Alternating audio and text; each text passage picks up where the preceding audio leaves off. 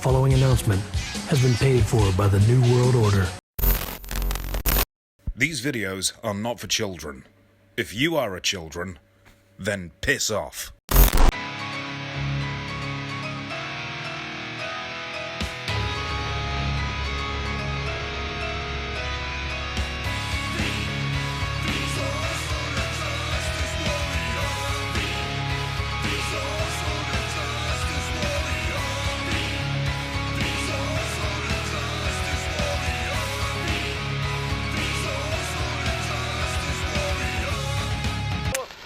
I hate this channel. Hey there, I'm the SIJW v Infuso, and I've talked a lot on this channel about the NWO. And I previously talked about some of its less than stellar members. Hell, I actually made a whole video series about their worst members. So to be a good sport and prove I'm not always such a negative, miserable human being, I decided to instead list the best members of the NWO. But beforehand, let me give an honorable mention to the likes of former Crush Bryan Adams, the Disciple Brutus Beefcake, Jeff Jarrett, and Scott Norton. All of those men were very visible during NWO promos and segments, all looked and acted like they belonged on the team, but none of them really did anything while they were a part of it. They didn't really do anything to take away from the NWO, but I don't think they did too much to add to it either. I think their time in the group was fine. It was fine. It was alright. Not great, but fine. Curt Hennig and Rick Rude. Curt Hennig, the former Mr. Perfect, was known best, and probably still is known best, for his heel work in the WWF. His cocky attitude and prickish nature was the perfect fit for the New World Order. But his in-ring prowess and savvy, along with his larger-than-life personality, also made him a great horseman. The two mega factions wound up making offers to Hennig, with the perfect one seeming to align himself with former rival Ric Flair and the Four Horsemen. Not long into that alliance, Hennig would shock the world and turn on the Horsemen, officially joining the New World Order, and doing so in a pretty violent fashion. His initial turn on the Horsemen was legendary and vicious looking. Hennig's entrance into the team remains a highlight of his time with the Black and White, and the following night on Nitro, his career would see another highlight by beating Horseman Mongo to become the WCW United States Champion. Hennig was always prominent in the mid-card scene in WCW. He was constantly seen sporting an NWO t-shirt, and having some pretty good matches with the likes of Diamond Dallas Page and Bret the Hitman Hart. Hennig was eventually joined by his longtime friend Rick Rude, who would now be working as his manager, and the two always joked around and enjoyed themselves on camera, so it was always a fun watch. These are two men who definitely belonged in the NWO. Conan. Conan had been with WCW since early 1996. After his arrival, he became WCW United States Champion and joined the Dungeon of Doom. And despite that, Conan was never really relevant to the company until he joined the NWO in late 97. And I'm not saying that insultingly. After joining the group in 1997, he took on the name K-Dog. And hold on, K-Dog? K-Dog? Because your name is Conan with a K? I mean, that'd be like me calling myself a V-Dog. And oh no, I really hope that doesn't stick. I just put that out there into the ether, and I'm already clawing to get it back. While the NWO gave him more screen time, as unbearably white as this is gonna sound, K-Dog managed to give the group some street cred. Is that what the kids are calling it nowadays? While Conan was a good fit for the NWO, he was an even better fit for the NWO Wolfpack. I don't know about any of you, but when I personally think of the Wolfpack, the first two names that come to my mind, Kevin Nash and Conan. There's definitely some chemistry there, and they played off each other really well. Conan really shined around this time, becoming the mouthpiece of the Black and Red, maybe even more so than Diesel. And the company must have took notice, because around this time, Conan actually managed to capture the television championship as well. He's probably one of the most underrated members of the Ultra team, and he'll probably best be remembered for his work with LAX, but I strongly believe the man deserves credit for his time here too. Macho Man Randy Savage. Okay, I will say this. Macho Man's initial allegiance to the team doesn't make a whole lot of sense. For a good while, Savage was going against the New World Order, and teaming with the likes of Lex Luger and Sting. Eventually, Savage was kayfabe blackballed from the business, and was told he could only return to the company as a member of the NWO. Of course, Randy decided to join the team, but what's especially confusing is that he never acted reluctant to do so. He just came back, joined the team, sported the colors, and all of a sudden he was a heel. So while his introduction into the group, again, doesn't make a whole lot of sense, the decision to include Savage in this angle does. For one, Mach had pretty good chemistry with Hogan, Hall, and Nash. Maybe because he worked so much with them before. He looked entirely in place with the rest of the team. Not to mention his addition added another dose of star power to the stable. And a heel turn kinda revitalized Savage and gave him a chance to do something new.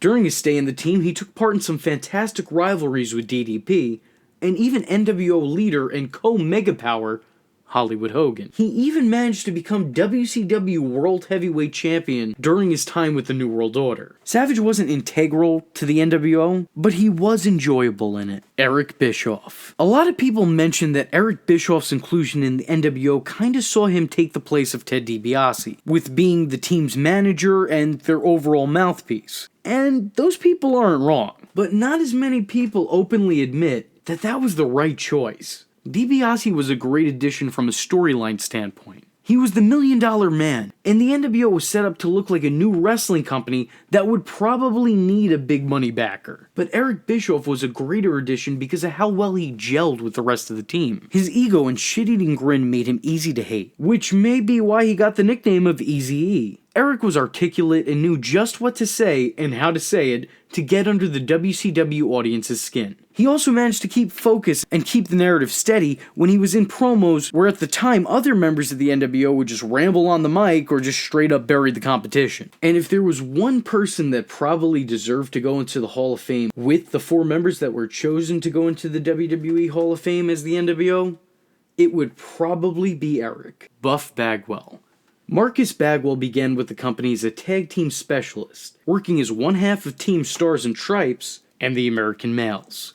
American males, American males. Luckily, he'd leave that all behind him when turning on tag team partner Scotty Riggs to join the Black and White, where he would adopt the name Buff. This was a huge promotion for Bagwell, considering that despite being on the WCW roster for 3 years, prior to joining the NWO, the guy was pretty much an afterthought. And that's assuming that he was even thought of to begin with. As soon as he made that turn, Bagwell completely reinvented himself, with a slightly altered look and a complete personality transplant. During his time in the stable, Buff proved to be a charismatic showman. He didn't have a whole lot to do while on the team, but what he did do, he did well. He stopped wrestling as much when he became a member of the team, but he did get a hell of a lot more screen time. While he was with the NWO, he teamed with the likes of Scott Norton as Vicious and Delicious, and with Scott Steiner as Buff Bagwell and Scott Steiner. Both teams were pretty solid tag teams, and it's pretty criminal that neither got the straps. His inclusion to the team made the company a new mid-card star, Scott Steiner. I feel like a lot of what was just said about Buff could also be said about Scott. Scott was also a tag team specialist, as one half of the iconic Steiner brothers. He also turned his back on his partner to join the team, changed his entire look, and completely reinvented himself. I might as well just copy and pasted the last entry. Unlike Buff, this change in styles was major, with Scott not even remotely resembling the man he once was. This look, of course, would become a permanent fixture in Steiner's career. His entrance into the NWO led him to creating the Big Papa Pump character, a gimmick the man still uses to this day. White Thunder served as more muscle for the group, and was even for a time being trusted with being the leader of the NWO Hollywood when Hogan was away. Since joining the team, Steiner's career was all uphill, eventually leading to him becoming a main eventer, a WCW World Champion, and an absolute legend of wrestling, and also on the internet. The numbers don't lie, and they spell disaster. Syxx.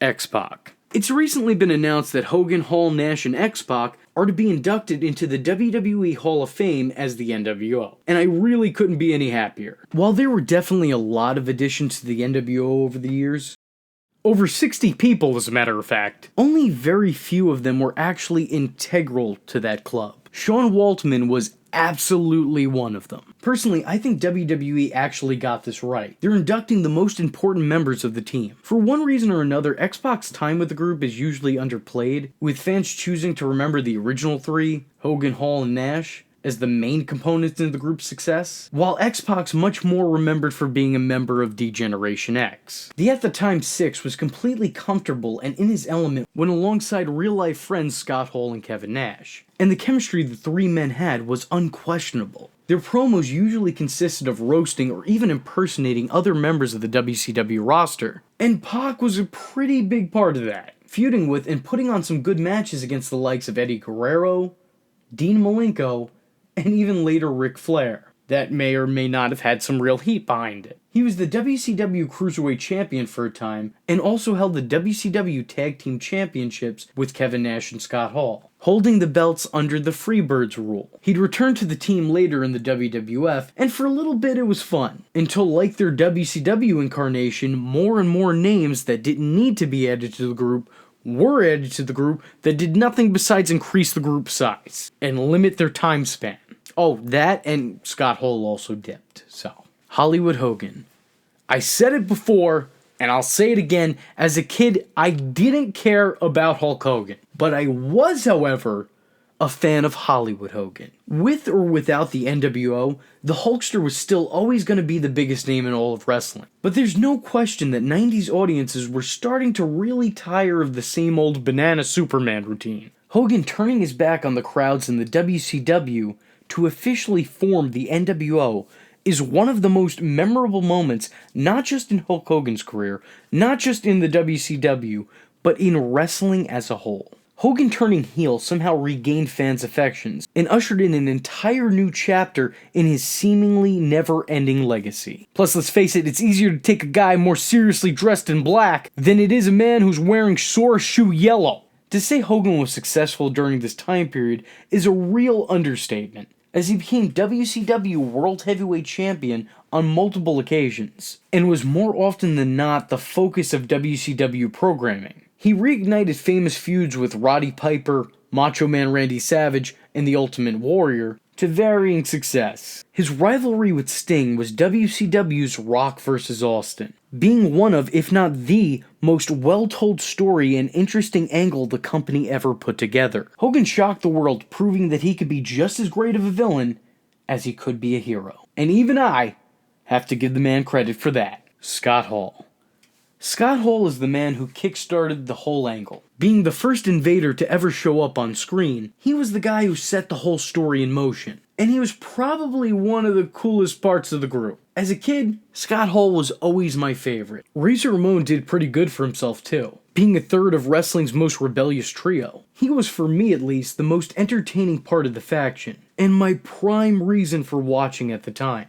I remember when the group came over to the WWF, I was still a kid at the time, and my friends tried to convince me that this was a bad thing that they were showing up, because they were bad guys. And my response to that was, but Scott Hall is THE bad guy. Suffice it to say, a friendship was ended. Hall had a very successful run with the team, winning the WCW World Television Championship once, the United States Championship twice, and the World Tag Team Championships 7 times, 6 of which were with Kevin Nash. While the NWO helped reestablish guys like Scott Steiner and Buff Bagwell, Scott Hall was one of the guys who established the NWO. He was the group's hype man, its cool factor, and its overall soul. Whenever he went missing from TV, it was always a noticeable absence, and the team just didn't seem full. Now that's saying something when one guy goes missing in a sea of 60, and you can tell.